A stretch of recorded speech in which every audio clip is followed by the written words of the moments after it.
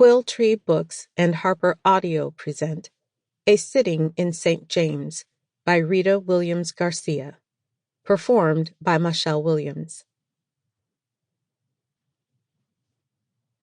Prologue. Patience. There is no story without history. Ante, 1678. Before the spread of smallpox and influenza, before the land was claimed in the name of a French king, before the land and its abundant rivers passed from French to Spanish to French hands, the land, the boot of the territory, thrived with native peoples as diverse as its soil, trees, vegetation, waterways, and creatures. The people who populated the land thrived.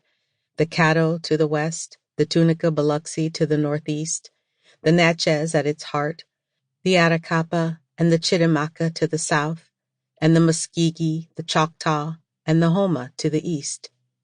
And throughout the land, the Alabamu, the Appalachee, the Bayagula, the Chickasaw, the Coushatta, the Wichita, the Quapaw, the Quinipissa, the Atasi, the Yazoo, and many more.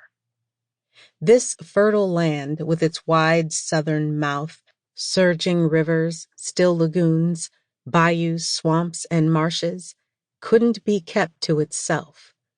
For to follow the great river called Mississippi by the Anishinaabe people was to find the land and its wealth. So the French, the Acadians, then the Spaniards came by the hundreds and then thousands. Like the river that carried them, they couldn't be stopped. They learned the land from its diverse people, exchanged gifts, and negotiated the ownership. Yes, some native to the land remained and brought their cultures into a rapid mixing of French, Spanish, African, and Caribbean people. But many were pushed into the shadows, the marshes, and the piney woods, and many were ultimately removed from the land. While the land changed hands, finally from Napoleon Bonaparte to Thomas Jefferson, one Bayard Gilbert, who had fled the Haitian Revolution with his wife, had secured a narrow tract of land to begin his life yet again.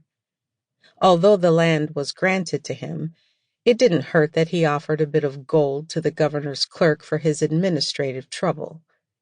The land grant was about 1,200 acres, wedged between wealthier planters.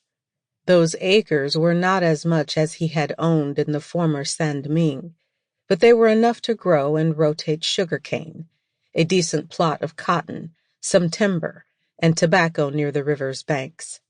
Here he gave himself and his generations the greatest gift he could afford. He made himself anew in this country, La Louisiane. Like a pig rooting in the dirt for turnips, he could sniff his fortune in the soil without having to till or clear the fields. Before enslaved people, mules, horses, cattle, wagons, plows, and cast-iron kettles were purchased, or a house facing the river was erected, Vieux Père, as the black Creoles called him, or Old Pap, as the Africans called him, tasted the promise of cane juice, hogsheads of molasses, and golden-brown crystal in his clay-rich soil. Although he might have been no more than a yeoman farmer in France, his birthplace, Bayard Gilbert would make himself a lord on this moist earth, as he had done in Saint-Domingue, the land his former slaves and now the emancipated black men and women call Haiti. Long after Bayard Gilbert was gone, the grandchildren of the Africans, Caribbeans, and Coloreds on the Louisiana plantation called their children inside after darkness fell, saying the old planter still walked barefoot, stepping on the little things in the way of his big feet. Run quick, old Pap walked the earth, or galopez, petit, galopez, vieux père après mâcher la terre. Vieux père après mâcher la terre, beware. As a young man in France, he couldn't marry his love, the daughter of a vineyard owner, for he was a nobody, young and hard-working.